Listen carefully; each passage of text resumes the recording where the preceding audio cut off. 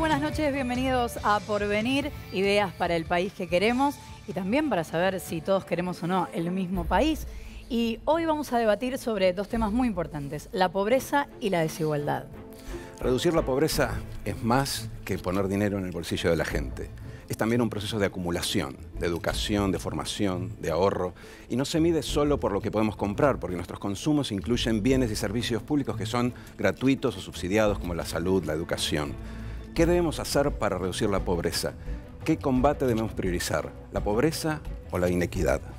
Bueno, de eso vamos a hablar y para eso tenemos tres caballeros. El licenciado en Ciencia Política y experto en políticas sociales, Daniel Arroyo. El sociólogo, Gabriel Kessler. Y el doctor en Economía, Mariano Tomasi. A los tres, muchas gracias por estar acá. Gracias. Y antes de empezar este debate, vamos a preguntarnos cuáles son las causas de la pobreza. A ver. A todas las personas que no tienen satisfecha la canasta básica de bienes y servicios, se la considera pobres. Y ser pobre es estar privado de un conjunto de bienes y servicios que hacen a las capacidades de desarrollo humano de una persona. Según el Banco Mundial, una persona para no ser pobre debe tener un ingreso mensual de $57, un poco más de 1.000 pesos. Esta cifra está muy por debajo de los 14.665 pesos que necesitó una familia argentina tipo en mayo de este año para no ser pobre. El planteamiento de la vida social exige hoy que uno cubra mínimos umbrales de vida, justamente para no quedar excluido. La pobreza es una definición que cambia según el lugar y el contexto. El hecho de que se la mida de distinta manera en distintos lugares del mundo depende justamente de cuáles son los parámetros que cada país toma o adopta. La pobreza es cíclica, sube con el desempleo y baja con el crecimiento. Pero además varía según la cantidad y calidad de los servicios públicos a los que acceden los sectores más vulnerables.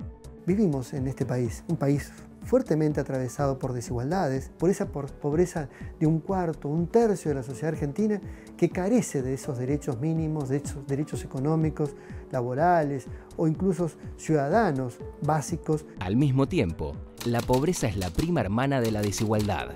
Los más ricos viajan a sus trabajos en autos último modelo. Los más humildes en transporte público durante horas. Los que más tienen se atienden en clínicas privadas. Los más humildes en hospitales públicos colapsados. Según los defensores del estado de bienestar, para salir de la pobreza hay que convertir los beneficios sociales en derechos sostenibles. Y para los promotores del estado chico, el foco está en el ahorro del individuo, que asegure que pueda valerse por sí mismo. En Argentina, con políticas distintas y diferentes gobiernos, nunca pudo reducirse considerablemente la pobreza. Bajar la pobreza es una aspiración esencial, pero la pregunta es si con crecimiento, con distribución. Cada uno va a tener un minuto para responder. Empezamos con Daniel, lo escuchamos. El crecimiento económico es condición para reducir la pobreza. Si uno distribuye solo lo que hay, no hay manera de resolver el problema. Ahora, la Argentina tiene una cuestión estructural y es que lo que genera crecimiento económico no genera trabajo. La Argentina puede crecer en base a soja, minería, sector financiero, sector primario, sectores que realmente traccionan el crecimiento, pero el trabajo no está ahí. El trabajo está en la construcción, el textil, el comercio, el metal mecánico. De modo tal que yo diría, en la Argentina el crecimiento es condición, pero también un rol activo del Estado para mover cadenas productivas que hagan crecer la economía y que lleguen hasta la punta. La construcción es estructural para el crecimiento de la Argentina y le da posibilidad a un pibe que arranque como peón de albañil o lo mismo cualquiera de los otros sectores que he planteado. Esa es una cuestión. La segunda cuestión es la educación, esencialmente. Y ahí nosotros necesitamos un cambio de paradigma educativo. Nuestro país tiene la mitad de los jóvenes que no terminaron la escuela secundaria, una escuela secundaria que es más del siglo XX, de comienzo del siglo XX que del siglo XXI, que no prepara para el mundo del trabajo que tenemos hoy. Necesitamos hacer un cambio profundo en la escuela secundaria, que ese crecimiento esté asociado a qué aprende un joven, sobre qué cadenas productivas va a funcionar. Y el otro elemento que me parece clave es la cuestión territorial. En nuestro país el 70% de la gente vive en los grandes centros urbanos. Entre el conurbano bonaerense y la Ciudad de Buenos Aires, que es el 1% del territorio, vivimos 15 millones de habitantes. La redistribución territorial es un punto para pensar un crecimiento sostenido. Diría, para cerrar, crecimiento económico es clave. En la Argentina, sin un rol activo del Estado, en las cadenas productivas, en la educación y en la distribución territorial, va a ser difícil que sea un crecimiento equilibrado.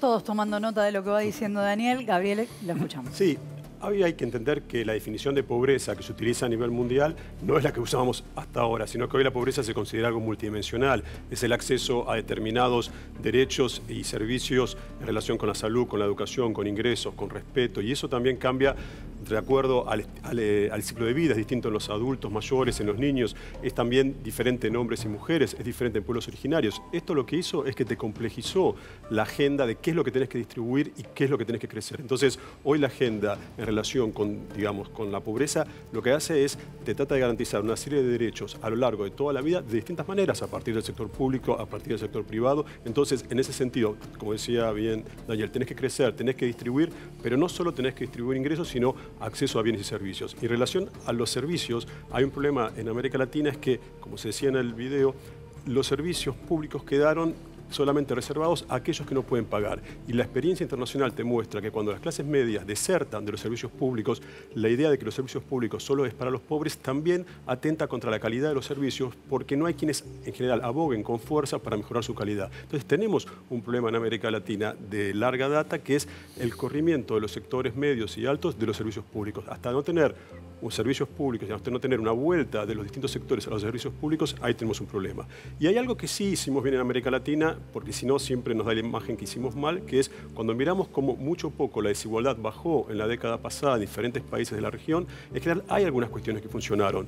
Las transferencias condicionadas, las pensiones no contributivas y sobre todo el mercado de trabajo. O sea, el gran reductor de la desigualdad y de la pobreza en la década pasada, que después podemos discutir cuánto, mucho, poco, tuvo que ver con cambios en el mercado de trabajo y con una vuelta a proteger un mercado de trabajo que había sido flexibilizado de gran manera en los 90. Entonces, aprender de alguna manera de lo que funcionó también es bueno para nuestro país.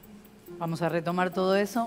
Bueno, contrariamente a las expectativas del programa, tiendo a coincidir con todo lo que dijeron los colegas, así que voy a dar una perspectiva complementaria. Coincido que los aspectos de mercado de trabajo son fundamentales, las cadenas productivas, el crecimiento. Quería enfatizar un aspecto que es que, más allá de, como bien se dijo, la pobreza tiene que ver con carencias de ingresos y carencias de acceso a una serie de servicios y bienes, el contrario de pobreza es riqueza, y la pobreza tiene que ver con una situación intertemporal y con la capacidad de generar ingresos a futuro. Los pobres son personas que tienen menos capital físico, menos capital financiero, menos capital social y especialmente menos capital humano. En un país como la Argentina, donde más del 40% de los niños son pobres, si pensamos una estrategia de transformación de la pobreza a largo plazo, la solución pasa, además de todas estas direcciones que claramente hay que seguir, por una fortísima inversión en el capital humano de los niños y jóvenes más pobres de la Argentina. Este es un trabajo arduo, implica enormes transformaciones del tremendamente defectuoso y anticuado sistema educativo que tenemos. Yo visito escuelas pobres del conurbano y son escuelas vacías, no están ni los maestros ni los alumnos. Tenemos agujeros enormes que corregir, pero insisto, lo más importante es enfocar en los contextos de mayor vulnerabilidad y lamentablemente las teorías del desarrollo humano demuestran que el partido se define al principio. A los 40 años es muy tarde, lamentablemente a los 20 hay poco que hacer, todo depende del tipo de nutrición, cuidado, construcción de habilidades socioemocionales que los niños tienen desde el principio, así que el foco para la transformación a largo plazo tiene que estar eso, un fuerte shock de capital humano para los niños pobres. Ya volvemos entonces y Eduardo te pregunto, primero, ¿es necesario que el país crezca? ¿Es necesario primero redistribuir? ¿Qué hacemos?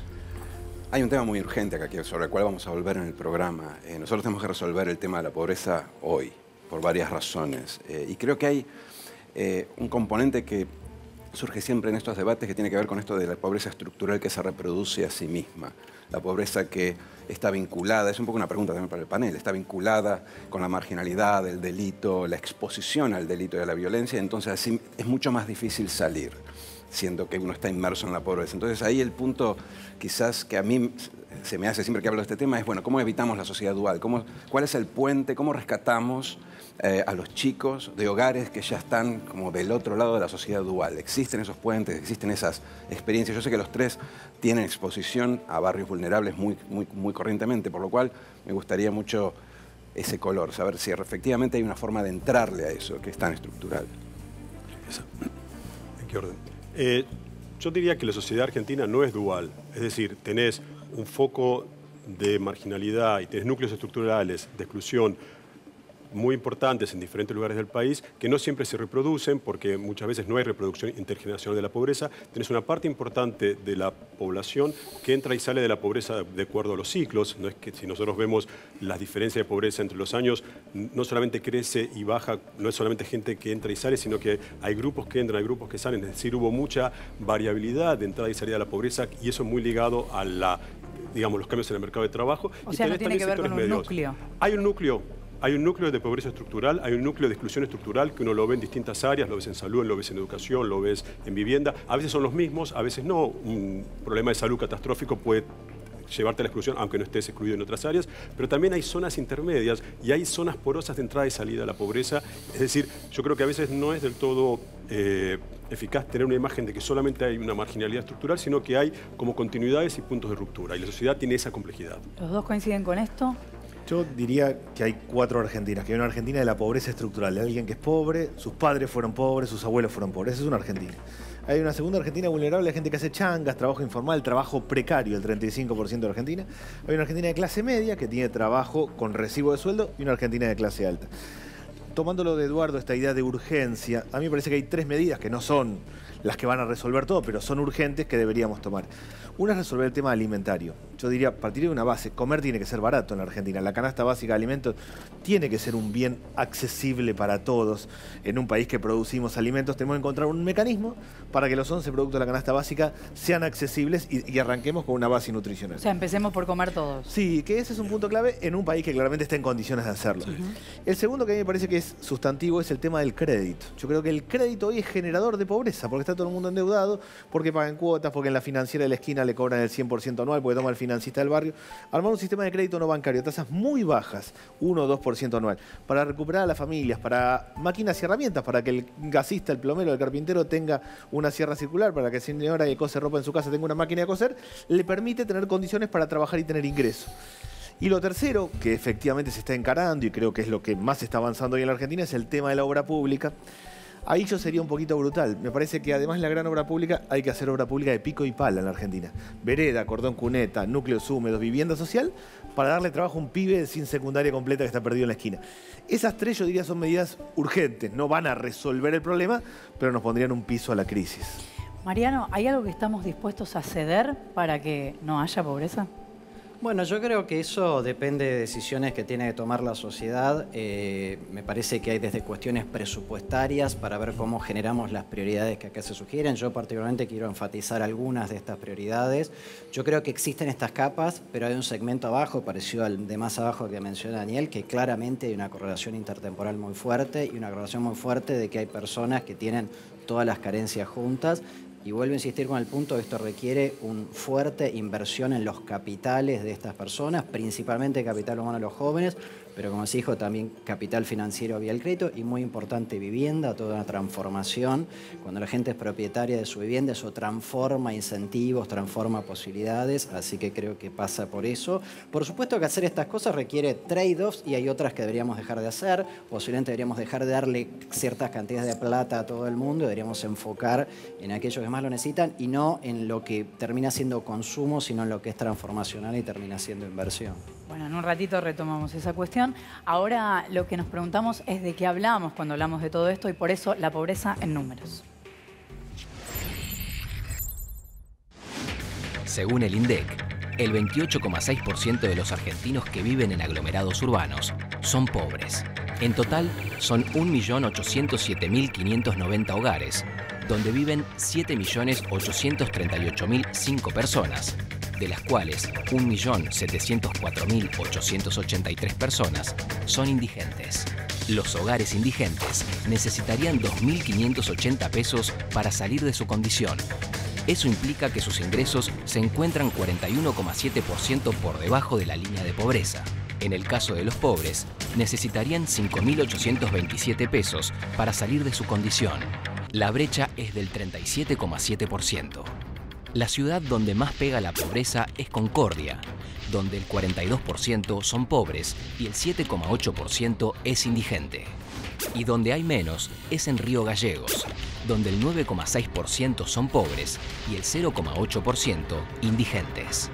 Un estudio del Observatorio de la Deuda Social Argentina de la Universidad Católica determinó que a finales de 2016, 3 de cada 10 hogares eran receptores de alguna política social. Y esa cifra se eleva a 7 de cada 10 cuando se trata de hogares pobres. La pobreza se concentra en villas o asentamientos. El 20% de los hogares presenta situaciones de hacinamiento. El 51,2% no tiene calles pavimentadas frente a sus viviendas. Y el 17,6% no tiene recolección de residuos. Además, el 11,2% de la población que vive en los conglomerados urbanos no tiene agua de red y el 30,8% no tiene cloacas. La pobreza está a la vista, pero pasan los años y es muy poco lo que cambia. ¿La desigualdad está naturalizada en Argentina o existe una demanda social para reducirla?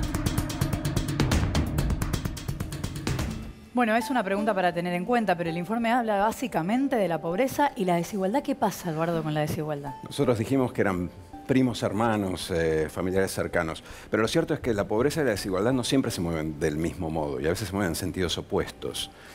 Y si la mayoría coincidiría en que bajar la pobreza es un fin en sí mismo, no todos coinciden que la igualdad sea un fin en sí mismo. De hecho, hay pensamientos más libertarios que consideran la igualdad como injusta para los que más tienen, de alguna forma. Entonces, se abre la pregunta un poco, la diferenciación entre igualdad y pobreza, y en particular la pregunta obvia es si tenemos que, como decíamos al inicio, priorizar alguno de los dos objetivos, bajar la pobreza o aumentar la igualdad, o son objetivos que no se pueden tomar de manera aislada. Siempre nos encontramos con esto de qué viene primero, el huevo o la gallina. Bueno, ¿alguno de ustedes quiere empezar respondiendo esta pregunta? Yo voy a evitar la tentación de decir que son las dos, que sería la salida fácil.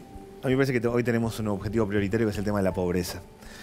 Porque tenemos 28% de pobreza general, pero 43% de pobreza en los niños. Los niños van a crecer. Esto como tendencia viene mal en Argentina hace muchos años, porque hay más pobreza en los niños, tal cual lo planteaba Mariano. Creo que ahí hay un objetivo central que es tomar el tema de la pobreza. Sí creo que no hay una relación entre pobreza y delito o violencia, pero sí entre desigualdad y delito o violencia. Yo creo que la desigualdad es la cosa de la nieta contra el vidrio. Yo no tengo nada y a 3 cuadras de mi casa hay alguien que tiene todo, con lo cual la bronca, la tensión, la desigualdad de oportunidades. Sí, en un mundo donde el tener es todo y donde el acceso a la información de todos hace que el tener o no tener te muestre tener oportunidades o no. Uno ve un barrio de afuera y dice, es todo igual. Ahora, en determinada esquina está el ABC1 de ese barrio pobre y en la otra esquina están los chicos que ni siquiera tienen eso. De modo tal que yo diría, hay una obligación de combate de la pobreza para nosotros. Creo que el informe es muy claro. Hay un problema de ingresos. A mucha gente no le alcanza la plata y hay un problema de vivienda. Eso es lo que marca el informe. Diría que hay que tomar medidas para resolver y atenuar el tema de la pobreza.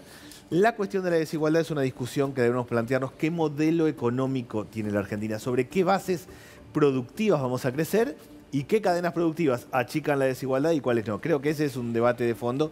Sí creo que la desigualdad engendra niveles de violencia alto y la idea de potenciar el consumo como el punto clave y yo soy exitoso si tengo, potencia la bronca, la tensión y el conflicto. Pero pregunto, Mariano, Gabriel, quienes no tienen problemas respecto de la pobreza, ¿dicen algo como pasaba en el informe, algo de la naturalización de, bueno, sí, no sé, esto es lo que sucede, yo no me voy a meter, no estoy dispuesto a dar nada por eso? A ver, lo primero que yo quiero decir es que yo no creo que la pobreza y la desigualdad sean fenómenos que van por separado, solamente son primos. La pobreza es un subproducto de la desigualdad. Y en América Latina sí se mueven juntos. En general, cuando disminuye la pobreza, disminuye la desigualdad, y cuando aumenta la desigualdad, aumenta la pobreza. Entonces, tiene una relación en América Latina. Nosotros fuimos más exitosos en la década y media pasada en disminuir la pobreza absoluta que la pobreza relativa. ¿Por qué? Porque si bien mejoró la situación de los pobres, la situación de los más ricos en América Latina, incluida la Argentina, mejoró más. Entonces, hay una relación en América Latina y en todo tipo de desigualdad. Los países que tienen mayor concentración geográfica de la riqueza tienen mayor pobreza, los países que tienen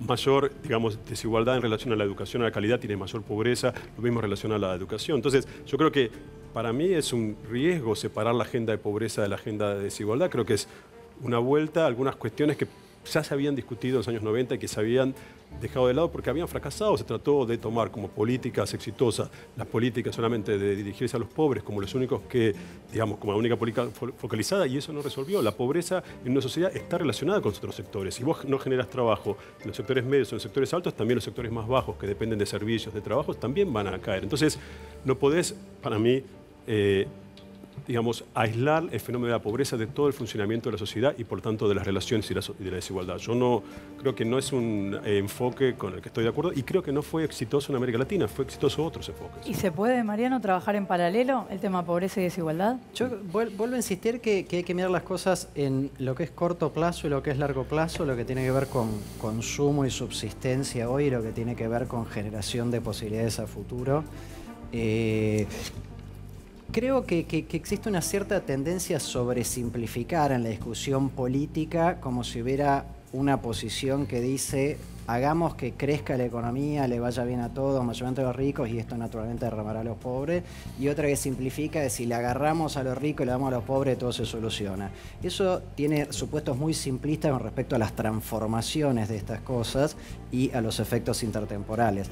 Vuelvo a insistir, para mí la clave es la inversión en los capitales de los pobres. Yo quiero más riqueza para los pobres definido en capital humano, capital social, capital financiero, acceso a un montón de cosas.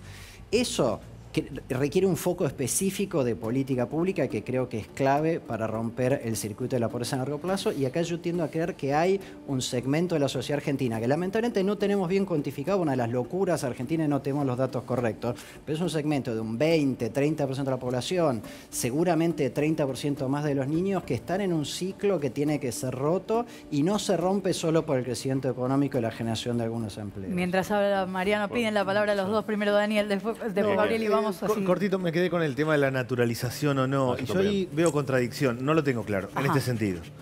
Hay una cierta naturalización de la desigualdad. El peón de taxi, que es alguien vulnerable cuando para porque hay un corte y dice, yo laburo todo el día, a mí nadie me da nada y a esta gente le dan todo. O alguien de clase media y dice, pago un montón de impuestos y va todo para abajo. Ahí hay un proceso casi de fragmentación y de naturalización. Pero junto con eso... ¿Eso porque nos falta conciencia? Me parece que en parte falta de conciencia y en parte es mucha gente que se va restringiendo y dice, ¿cómo puede ser que yo me voy restringiendo? ¿Para dónde miro y a quién le toca? Me da esa impresión. Pero junto con eso hay mucha conciencia más de igualación en Argentina. Hay conciencia de escuela pública, de salud pública, con sus múltiples problemas. Hay un respeto por la idea, tenemos que cuidar la educación, tenemos que cuidar el sistema de salud, tenemos que cuidar ciertos bienes generales. Yo diría que hay contradicción, hay como una idea general de no naturalización y que es mejor una sociedad más pareja, pero en el día a día mucha gente dice, con lo apretado que estoy, ¿cómo puede ser que le estén dando a tal o cual otro sector? Gabriel. Sí. No, creo que también es un tema interesante para discutir la cuestión del capital humano, que por supuesto que es importante, nadie estaría en contra de la necesidad de mejorar el capital humano, pero eso no alcanza. Vos no tenés un capital humano que pueda hacer rendir sus frutos si no tenés un modelo de desarrollo que pueda tomar ese capital humano. Y en general, digamos, cuando el sector productivo tuvo un modelo de desarrollo que era claro, de algún modo también el mismo sector productivo capacitó. Es decir, el problema de la Argentina, de su modelo de la pobreza, no es necesariamente la falta de capital humano. Con un modelo de desarrollo, que es lo que tenemos que discutir, que pueda ser inclusivo, que genere trabajo, que genere inversión, ahí se van, como hizo Alemania, generando a través del mundo del trabajo las mejoras de capital humano. Y una última cuestión. Yo tampoco creo que solo es la cuestión de la infancia. Por supuesto que la infancia es importante, pero a mí me preocupa los países que solo piensan que la infancia se juega todo, porque no digo que sea obviamente la idea de Mariano, pero a veces eso tiende a dejar de lado al resto de la sociedad. Entonces, eso también tiene que ser cuidadoso. Me parece que las miradas más justas son las que ven los derechos a lo largo de todo el ciclo de vida. Y en cada momento del ciclo de vida tenés necesidades diferentes y siempre hay posibilidad de, digamos, de jugar de nuevo. Es decir, seguramente, obviamente sabemos que se juegan muchas cosas en la infancia, en la primera infancia, pero ya creo que hay bastantes teorías que dicen ya no se juega todo como se pensaba hace 10 años atrás. Siempre hay posibilidad de volver. Mariano, ¿querés contestar este punto? Sí, muy brevemente. Yo estoy totalmente de acuerdo que la Argentina necesita mejorar su economía, destrabar un montón de cosas y al mismo tiempo ir construyendo un modelo de desarrollo que genere trabajo decente para la gente. Si tuviéramos la varita mágica y hacemos eso mañana, que lleva mucho tiempo, igual tenemos un problema de stock de capital humano que estos chicos no se pueden integrar mañana en ninguno de estos modelos de desarrollo, sino hay una transformación muy fuerte en habilidades muy básicas que son independientes del detalle del modelo de desarrollo.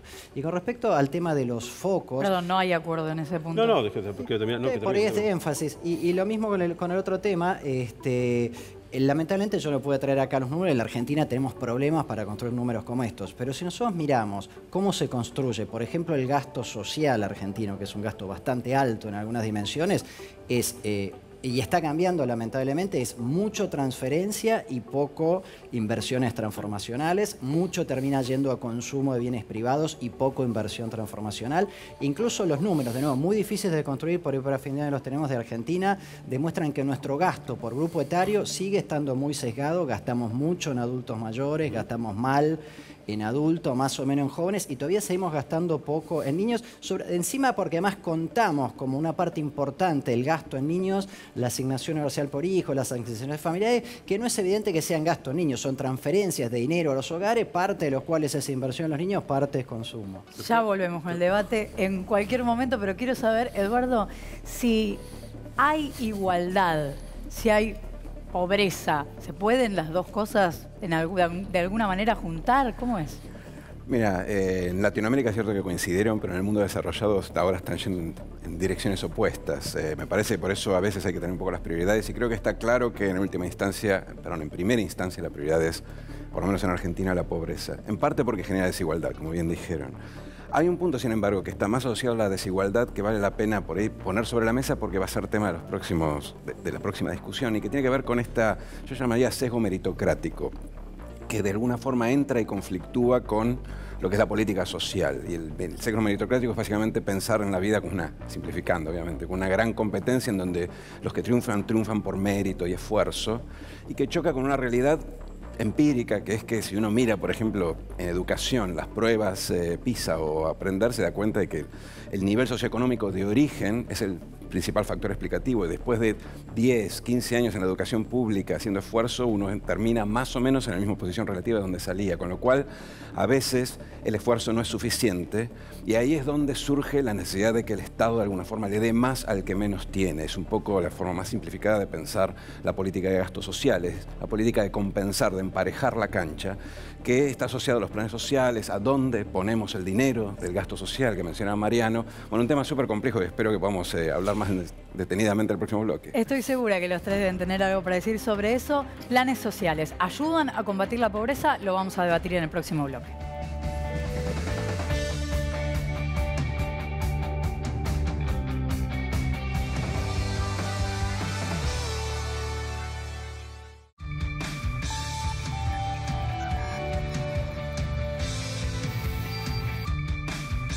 Empiezo este bloque agradeciendo a los que se vienen comunicando con nosotros con el hashtag Porvenir. Un montón de mensajes venimos recibiendo y a los que todavía no lo hicieron les aviso que tenemos varias vías de comunicación. Una es el Facebook, TV Pública Argentina.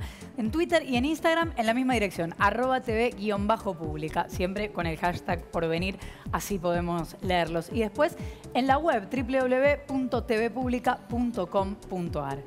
Y nos vamos a meter, como decíamos recién, en los planes sociales, porque para algunos son una solución, otros desconfían. Vamos a escuchar qué es lo que tiene para contarnos Claudia, en primera persona. Mi nombre es Claudia del Carmen Reinaga, vivo en zona de Rafael Castillo, tengo 43 años. Años que la piloteo sola con mis hijos, madre soltera, tengo 10 hijos. 3 mujeres casadas, con hermosos nietos. ¿No vas a ir al colegio, Camila? Hace mucho tiempo que Cobro Argentina Trabaja.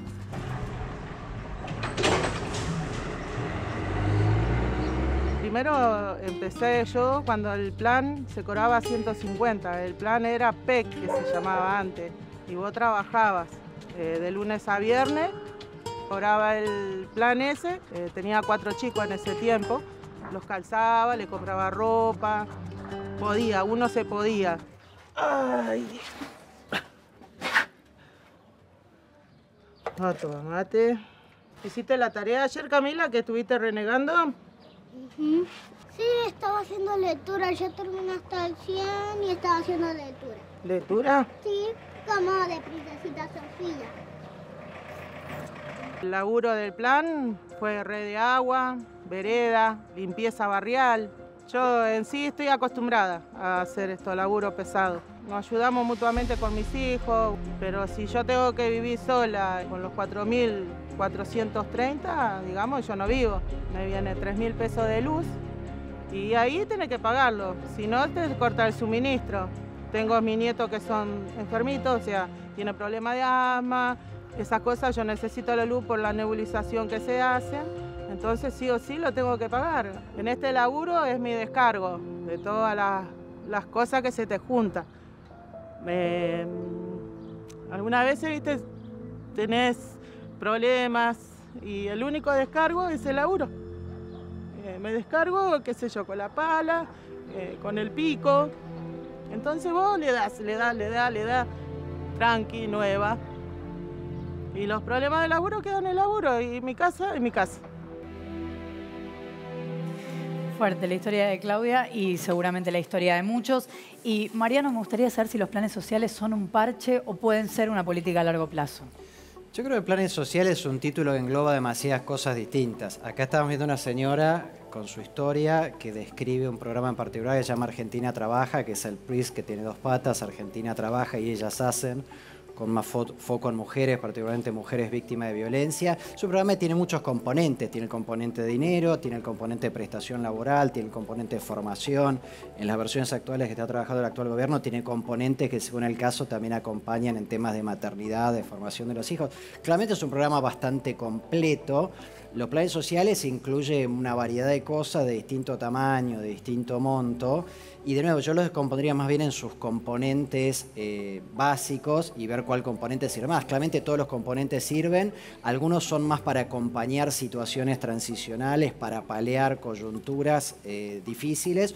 Otros son más transformacionales. Yo insisto que personalmente soy más creyente en la parte transformacional, que tiene que ver con que los hijos de esta señora tengan oportunidades distintas de las que ella tuvo a través de acceso a una serie de cosas desde el punto de vista de la escolaridad, desde el punto de vista de la salud, desde el punto de vista del entrenamiento para el trabajo, lo cual a su vez depende de un montón de ofertas estatales que no es el plan en sí mismo, son ofertas estatales y privadas, pero en estos segmentos mucho estatales. Yo creo que lo importante es la integralidad de las intervenciones en estos contextos. Después hay que hacer un análisis costo-beneficio y, si se quiere, de a cuántas personas de las que tiene esta situación alcanzás. El Argentina Trabaja es un programa que tiene muchos componentes y eso está bien, pero ataca en su origen a 200.000 personas de 4 millones de personas que están en la misma situación. Me mira Gabriel Fijo como la publicidad de mírame, quiero contestar.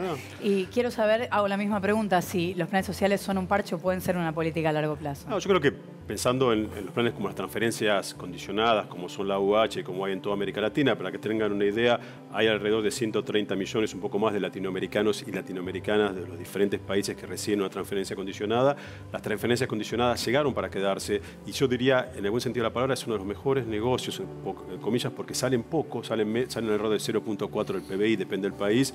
Te dan ingresos para los más pobres, te disminuye el conflicto social y te mejora los indicadores de indigencia. Entonces, han llegado para quedarse, creo que eso hay un acuerdo en todos los países. Por supuesto, se pueden mejorar algunas cuestiones, pero también hay que pensar que a veces se le exige mucho a los planes, como que por un monto muy bajo, mucho menos de lo que se le exige a los ricos por mucho más dinero, a los pobres se le exige mucho. Yo creo que los planes... La desigualdad ahí también. Los planes han cumplido su rol en América Latina, lo están cumpliendo y yo creo que dieron algo que era como una promesa no cumplida al neoliberalismo, que es generar una red de contención. Entonces, esto hace que hoy en América Latina, por los planes, por las pensiones no contributivas, por algunas medidas más, tenés en general algo que es... Tenés poca población sin ningún ingreso. O sea, en Argentina hoy tenés en general como algo positivo que se hereda del gobierno pasado, que es, y que se mantiene, que es, en general, no tenés población con ingreso cero. Y eso lo teníamos en los 90, lo tuvimos en el 2001, por supuesto, y los planes están ahí. No son la solución que queremos, por supuesto que no, pero deben estar, van a mantenerse, y yo creo que han rendido mucho por el poco esfuerzo que le corresponde, que le da a la sociedad. Daniel, ¿los planes eternizan la pobreza? Diría lo siguiente. Primero, que la señora marca el modelo argentino, que es alguien que tiene un plan social y quiere trabajar, que hace changa, que la lleva, que intenta crecer y avanzar como puede. Los planes sociales son lo que tenemos. Hay 9 millones de personas, que, de acuerdo a lo que decía Gabriel, que reciben distintos tipos de dinero a través de planes sociales y esa es una base. Ese modelo tiene dos cosas para mí. Está agotado. Con lo que estamos haciendo tenemos 28% de pobreza. Ahora, si a alguien se le ocurre desarmarlo a lo bestia, generaría una catástrofe. Agotado en el sentido de que hay que pensar otra alternativa. Tomando esto como una base. Otra alternativa no es decir, saquemos esto y vamos con otra, sino esta es la base desde donde trabajamos. ¿Y qué es otra alternativa? A mí me parece que yo creo que tenemos que ir a 3 caminos en los próximos tiempos. Uno es hacer un empalme con el trabajo. Efectivamente, qué tipo de trabajo, qué vínculo, cómo permitir que alguien tenga un trabajo formal y además pueda convivir con el plan.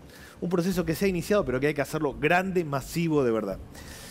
Lo segundo es pensar un ingreso universal ciudadano para los próximos años. Está claro que el cambio tecnológico va a modificar la situación arriba y abajo. No es solo que el cambio tecnológico hace que los robots van a reemplazar parte del trabajo en las grandes empresas, sino pasa abajo. Yo la semana pasada estuve en Junín con un chico que tenía una pizzería, un pequeño emprendimiento muy chiquitito, que hacía pizza de delivery.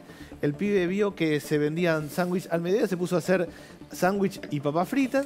Encontró la forma de comprar una máquina para pelar papas y reemplazó a una persona que venía 4 horas por día a pelar papas. No solo el cambio tecnológico arriba va a cambiar, sino que ese pibe, que es un emprendedor que la lleva como puede, encontró una manera de pelar papas con una máquina también. Quiero decir, pensar un ingreso ciudadano universal básico con este cambio del mercado de trabajo, hay que definirlo en Argentina. Tenemos una base porque ya tenemos mucha gente.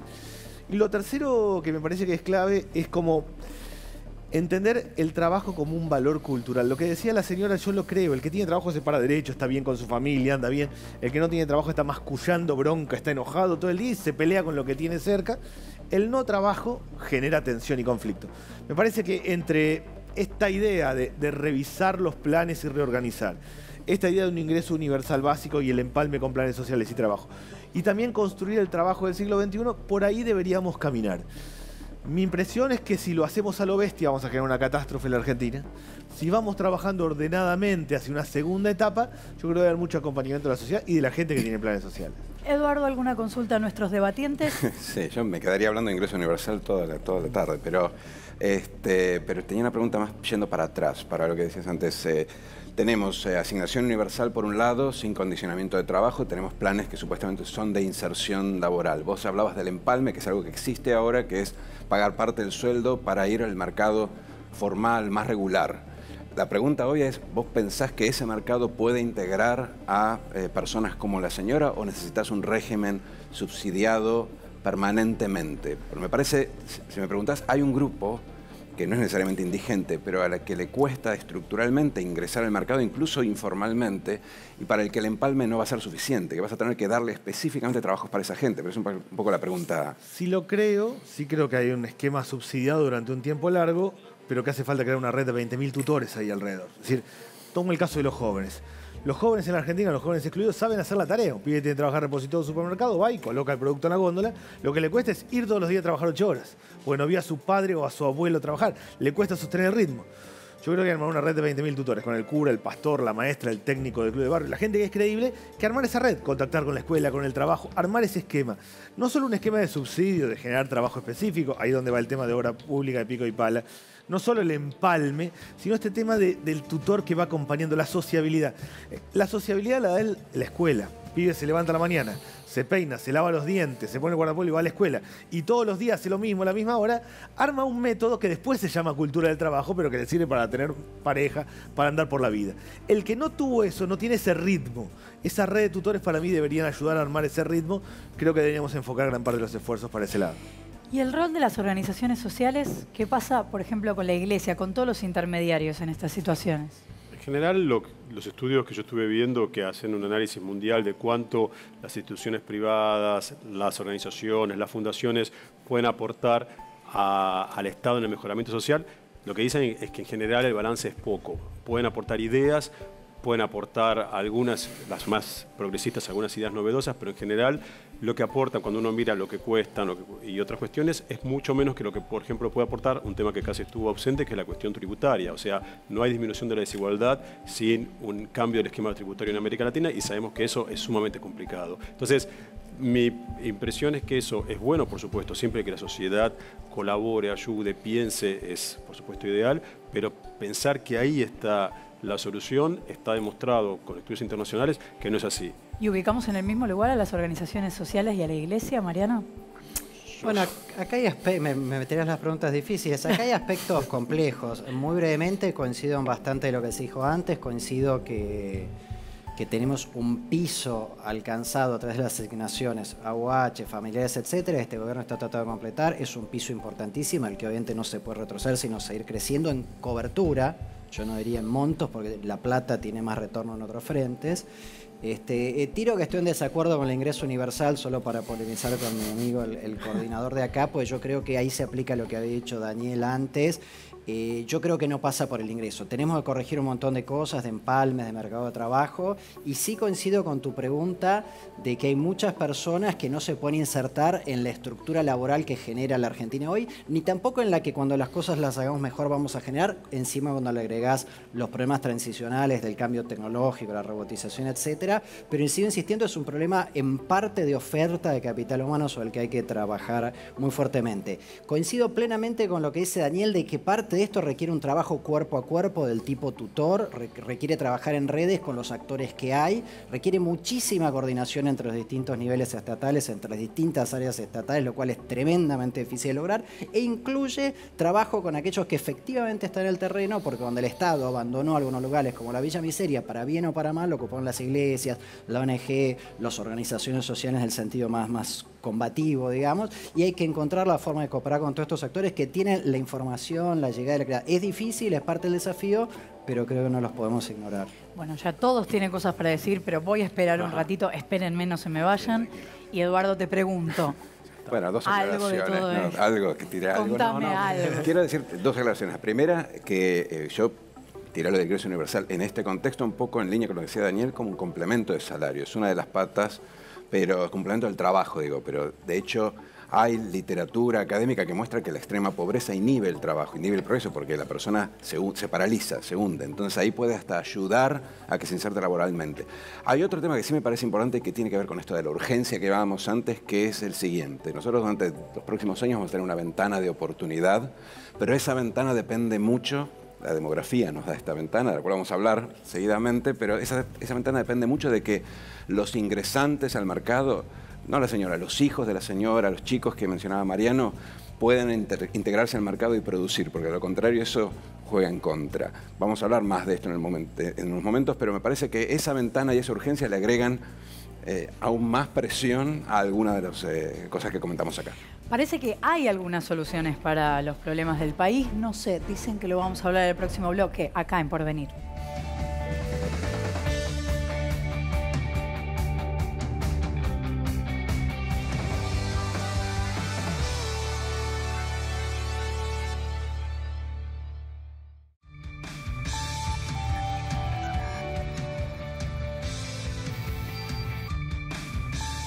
Agradezco nuevamente a los que se comunican con nosotros, nos gusta leerlos en nuestras redes.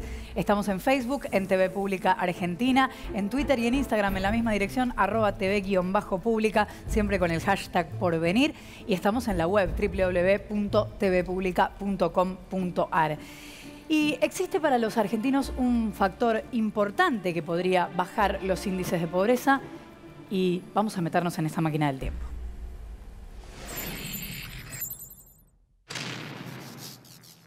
El bono demográfico es básicamente un fenómeno de la demografía que genera una oportunidad importante para el crecimiento económico de un país. El bono se genera porque en determinado momento histórico pasa a haber muchos adultos mayores en edad de trabajar respecto de niños y adultos mayores ya retirados, y es algo que deben aprovechar las sociedades para aumentar su productividad y para aumentar sus posibilidades de crecimiento. En Argentina, tradicionalmente, los niveles de fecundidad y mortalidad eran muy altos, como en el resto del mundo, y empezaron a descender a principios del siglo XX. Esto lo que hizo es que poco a poco la población vaya envejeciendo y vaya creciendo la población en edad de trabajar. El punto donde se inició fuerte el bono, donde empezó a revertirse esa tendencia, es alrededor de 1990, que es a partir de ese año cuando Argentina empieza a entrar en condiciones cada vez mejores de tener más gente trabajando y más gente produciendo para la sociedad. Hoy, en alrededor del 2015, 2020, estamos en el punto más profundo del bono. Es el momento en el cual la relación entre personas que pueden trabajar y personas que, porque son chicos o viejos, no pueden trabajar, es la más alta de la historia. Entonces podemos tener una mayor proporción de la población trabajando y aportando, y por eso es el momento donde tenemos que aprovechar más activamente esta oportunidad. Calculamos que alrededor del año 2040, 2045, ya va a haber pasado el momento más importante del bono. Por eso es que la oportunidad importante es ahora, y por eso es que ahora hay que acumular activos y acumular capacidad de producción para que en aquel momento que se viene en el futuro estemos en condiciones de vivir todos mejor. el bono demográfico. O sea, ¿esto podría cambiar, Eduardo? Sí, en alguna medida sí. La aritmética es muy simple. Si vos tenés más gente en edad de trabajar sobre el total de gente, más gente produce, el producto por habitante aumenta. Si vos tenés que esa gente va a buscar trabajo y no encuentra trabajo y se desalienta y vuelve, o va a buscar trabajo y consigue un trabajo muy malo y muy poco productivo, el bono es una deuda, es un lastre. Entonces puede jugar para ambos lados, es un arma de doble filo. Por eso es que es tan urgente, por eso mencionaba antes, tan urgente empezar a invertir en nuestros chicos y nuestros jóvenes, que deberían ser los que empujen el bono demográfico. De hecho, Mariano mencionó, y hay que volver sobre ese tema, que nosotros invertimos relativamente poco en nuestros chicos. Entonces la pregunta es, bueno, ¿deberíamos invertir más y de dónde lo sacamos? Gabriel no estaba del todo de acuerdo con eso. En un ratito vamos a retomar, pero quería... Sí, no para reforzar, perdón que pedí la palabra yo, pero que va muy en línea con lo que decía Rafa Rothman, que claramente es una de las personas que más ha estudiado esto y que decía Eduardo. El bono demográfico es precisamente esta transición de un mundo en el cual había muchos niños hacia un mundo en el cual hay mucha gente mayor, y en el momento transicional hay mucha gente en edad laboral. En la cuenta tradicional vos dividís toda la gente que hay que sostener por lo que trabajan, y cuando el denominador, los de abajo, son muchos, es muy bueno para la economía. Lo malo, como bien dice Eduardo, es que esto supone que los que están en el medio trabajan en trabajos productivos y tienen la capacidad de sostener a los demás. En la Argentina, haciendo los números rápidos, la mitad de arriba está así y la mitad de abajo no. Con lo cual, la mitad de arriba de la gente en edad laboral sostiene a los niños, a los ancianos y a la otra mitad de los argentinos en edad laboral. Por eso insistimos que si bien hay transformaciones que tienen que ver desde lo productivo, la demanda de trabajo, es tremendamente importante que los niños y jóvenes que van a ser mañana los adultos que tienen que sostener, sobre todo una clase de adultos mayores, mucho mayores que la había en el pasado. Por eso necesitamos un fuerte shock de capital humano, y en parte hemos desperdiciado la primera mitad del bono demográfico, porque la Argentina no acumuló suficiente capital tradicional ni suficiente capital humano en estos años. Es la clave de esta etapa invertir, lograr fortalecer estos dos tipos de capital. ¿Es así, Gabriel? Sí, no, yo estoy de acuerdo. A ver, el bono demográfico es una oportunidad que se está de alguna manera malgastando, porque una ventaja que tiene el bono demográfico es que te disminuye la presión numérica sobre la escolaridad primaria y te la pone en la educación secundaria. Entonces, países como Corea del Sur, cuando dio su salto tecnológico, lo hizo en un momento del salto, digamos, del bono demográfico, hizo una gran inversión en formación tecnológica de esa generación, que fue la que después fue el motor de todo el desarrollo que ya conocemos. Entonces, me parece que lo que se está viendo hoy, que América Latina y Argentina no está aprovechando su bono demográfico, y tenemos la otra parte del bono demográfico, que en el 2050, por primera vez en América Latina, va a haber más adultos mayores de 65 años que jóvenes. Y eso va a implicar todo un cambio que ya está implicando. Argentina está más adelantado, porque tenemos una población más envejecida, de un gasto muy fuerte, digamos, en los sectores más altos, y también un cambio en todas las relaciones. Vos tenés por primera vez en América Latina generaciones de mujeres que están cuidando más tiempo a sus padres que lo que cuidaron a sus hijos. Entonces hay un cambio total en la concepción del cuidado, en la concepción de las relaciones entre las generaciones, en lo que debería ser la formación en ese momento, que Argentina, yo creo, como casi toda América Latina, está dejando pasar su bono demográfico. Previsionalmente sí, por supuesto, hay una cuenta que te da, pero a nivel de cómo eso te puede dar una posibilidad, para retomar lo que decía Mariano, para aprovechar una estrategia en capital humano, sobre todo en no las edades iniciales, sino en las edades intermedias, eso Argentina no lo está viendo, no lo vieron gobiernos pasados y está pasando. ¿Es el bono, Daniel, la mejor manera de pensar para adelante? Es una buena manera de ver una oportunidad de pensar para adelante, una oportunidad que no venimos aprovechando hasta ahora en la Argentina. Yo lo complementaría lo que han dicho con dos cosas. Uno, nosotros estamos ante la tercera generación de exclusión, un joven que no vio a su padre o a su abuelo trabajar. Tercera generación. Ese joven, esa joven ya es mamá o papá. 30% de las madres son menores de 24 años. Sus niños van a ser la cuarta generación. No estamos aprovechando este esquema, sino al revés. No estamos aumentando la productividad o las condiciones laborales que se plantean, por un lado, que deberíamos tener por el bono y que no las estamos haciendo. La otra, tenemos una cuestión previsional que tiene que ver con el sistema jubilatorio en Argentina. El sistema jubilatorio en Argentina se creó y se desarrolló sobre una idea que había 3 que aportaban para 1 que se jubilaba. Hoy esa relación es casi de 1 a 1. En este contexto, ¿qué va a pasar en los próximos años donde va a haber más gente mayor? Deberíamos revisar un poquito el modelo de trabajo en la Argentina. Tengo la impresión de que no la estamos aprovechando bien, que hay que definir determinadas políticas de Estado, que hay que hacer un cambio profundo en el sistema de seguridad social, en la cuestión previsional, en la cuestión jubilatoria, y que hay que hacer un cambio profundo en el mercado de trabajo, o identificar qué mercado de trabajo tenemos hoy. ¿El plan es hacer algo desde el Congreso con eso? El Congreso claramente tiene que definir. Yo creo, le tengo mucha fe a los años pares en Argentina. Los años impares hay elecciones y entonces estamos todos tensionados y discutiendo. Los años pares son los años donde se pueden definir política de Estado. O definimos política de Estado serias, y seria es para el conjunto y no solo para algunos, o seremos otra generación que no hizo lo que tenía que hacer en Argentina. Argentina viene de varias generaciones que no han cumplido con lo que tenía que hacer, que era mejorar las condiciones y dejar a los que vienen una mejor situación. Ojalá seamos una generación que esté a la altura. El Congreso es un lugar para trabajar. Bueno, vamos a hacer al revés de como hicimos en el primer bloque. Vamos a empezar con Mariano. Cada uno va a tener 1 minuto para la conclusión. Mariano. Bueno, muchas gracias. Sí, yo para seguir en sintonía y no volver a repetir cosas que ya dije al principio, coincido plenamente con esta noción de que hace falta una inversión generacional en la Argentina. Volviendo a los números que nos contaban al principio, en la Argentina los índices de pobreza entre los niños son más de 40%, entre los jóvenes 30 y pico, entre los adultos 25 aproximadamente, y es del orden del 6-7% entre los adultos mayores. Esto último es en parte porque tenemos un sistema previsional razonable que cubre a los adultos mayores, y en parte porque los pobres se mueren y no llegan a viejos. Motivo además por lo cual, volviendo a la equidad, a la justicia distributiva, a los pobres hay que darle todos los capitales que podamos temprano, porque después si no llegamos tarde.